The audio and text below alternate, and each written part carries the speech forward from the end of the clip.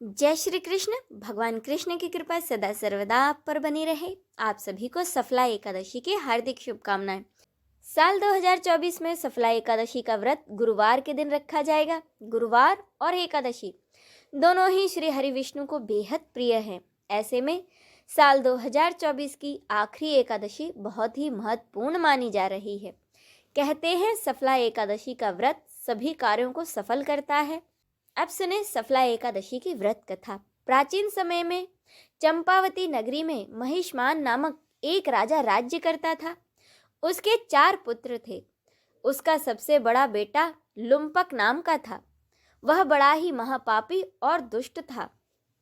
देवता, ब्राह्मण, वैष्णव आदि सुपात्रों की वह सदा ही निंदा करके अति प्रसन्न होता था। सारी प्रजा उसके कुकर्मों से बहुत ही दुखी थी। लेकिन युवराज होने के कारण सब चुपचाप उसके अत्याचारों को सहन करने के लिए विवश थे और किसी में भी इतना साहस नहीं था कि कोई राजा से जाकर उसकी शिकायत करता। परंतु बुराई अधिक समय तक पर्दे में नहीं रहती। एक दिन राजा महिष्मान को अपने बेटे लुम्पक के कुकर्मों का पता चल ही गया। तब राजा ने अत्यधिक क्रोध किया और अपने बेटे को राज्य से निकाल दिया। पिता द्वारा त्यागते ही लुम्पक को सभी ने त्याग दिया। अब वह सोचने लगा कि अब मैं क्या करूं, कहाँ जाऊं। अंत में उसने रात्रि को पिता के राज्य में चोरी करने की ठानी। अब वह दिन में राज्य से बाहर रहने लगा और रात्रि में अपने ही पिता की नगरी में जाकर चोरी तथा अन्य बुरे कर्मों को करने लगा। रात में वह जाकर नगरवासियों को मारता तथा कष्ट देता। वन में वह निर्दोष पशु पक्षियों को मारकर खाता। किसी किसी रात जब वह नगर में चोरी करते हुए पकड़ा भी जाता तो राजा के डर से पहरेदार उसे छोड़ देते थे। कहते हैं कि कभी कभी अनजाने में भी प्राणी ईश्वर की कृपा का पात्र बन ही जाता है। ऐसा ही कुछ लुम्पक के साथ भी हुआ। जिस वन में वह रहता था वह वन भगवान को भी बड़ा ही प्रिय था। उस वन में एक प्राचीन पीपल का वृक्ष था तथा उस वन को सभी लोग देवताओं का क्रीड़ा स्थल मानते थे। वन में उसी पीपल के वृक्ष के नीचे महापापी लुम्पक रहता था। कुछ दिनों के बाद पौष मास के कृष्ण पक्ष की 10वीं तिथि के दिन वस्त्रहीन होने के कारण लुम्पक तेज ठंड से मूर्छित हो गया। ठंड के कारण वह रात को सो ना सका और उसके हाथ पैर अकड़ गए। वह रात उसकी बड़ी कठिनता से बीती, किंतु सूर्योदय होने पर उसकी मूर्छा नहीं टूटी। वह ज्यों का त्यों पड़ा रहा। सफला एकादशी की दोपहर तक वह पापी मूर्छित ही पड़ा रहा।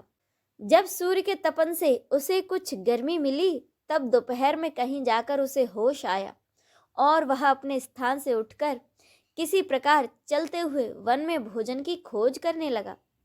उस दिन वह शिकार करने में असमर्थ था, इसीलिए पृथ्वी पर गिरे हुए फलों को लेकर वह पीपल के वृक्ष के नीचे आ गया। भूखा होने के बाद भी वह उन फलों को न खा सका, क्योंकि कहाँ तो वह रोजाना जीवों को मारकर उनका मांस खाता था और कहाँ ये फल उसे बिल्कुल भी अच्छे नहीं लग रहे थे। अतः उसने उन फलों को पीपल के जड़ के पास रख दिया और दुखी होकर कहने लगा कि हे ईश्वर, यह फल आपको ही अर्पण है, इन फलों से आप ही तृप्त हो जाएं।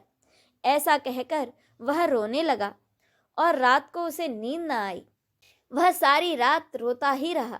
इस प्रकार उस पापी से अनजाने में ही सही सफला एकादशी का उपवास हो गया। उस महापापी के इस उपवास से तथा रात्रि जागरण से भगवान श्री हरि विष्णु उस पर अत्यंत प्रसन्न हुए और उसके सभी पाप नष्ट हो गए। सुबह होते ही एक दिव्य रथ अनेक सुंदर वस्तुओं से सजा हुआ आया और उसके सामने आकर खड़ा हो गया। उसी समय आकाशवाणी हुई, हे युवराज, भगवान नारायण के प्रभाव से तुम्हारे सभी पाप नष्ट हो गए हैं। अब तुम अपने पिता के पास जाकर राज्य प्राप्त कर सकते हो। जब यह आकाशवाणी लुम्पक ने सुनी तो वह अत्यंत प्रसन्न होते हुए बोला, हे प्रभु, आपकी जय हो।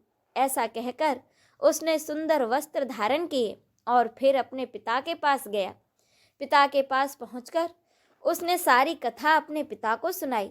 पुत्र के मुख से सारा वृत्तांत सुनने के बाद पिता ने अपना सारा राज्य उसी क्षण अपने पुत्र को सौंप दिया और स्वयं वन में चला गया। अब लुम्पक शास्त्रों के अनुसार राज्य करने लगा। उसकी स्त्री, पुत्र आदि सभी भगवान विष्णु के परम भक्त बन गए। वृद्धावस्था आने पर वह अपने पुत्र को राजपाट सौंपकर भगवान का भजन करने के लिए वन में चला गया और अंत में परम पद को प्राप्त हुआ। मान्यता है, जो मनुष्य पूरी श्रद्धा व भक्ति पूर्वक इस सफला एकादशी का व्रत करते हैं, उनके सभी पाप नष्ट हो जाते हैं और अंत में वे मुक्ति को प्राप्त होते हैं। जो मनुष्य इस सफला एकादशी के महात्म्य को नहीं समझते, उन्हें पूंछ और सींगों से विहीन पशु ही समझना चाहिए। सफला एकादशी के महात्म्य को पढ़ने तथा श्रवण करने से प्राणी को राजसूय यज्ञ के समान फल की प्राप्ति होती है। बोलिए भगवान श्री कृष्ण की जय, राधा रानी की जय, नमः पार्वते पते, हर हर महादेव की जय।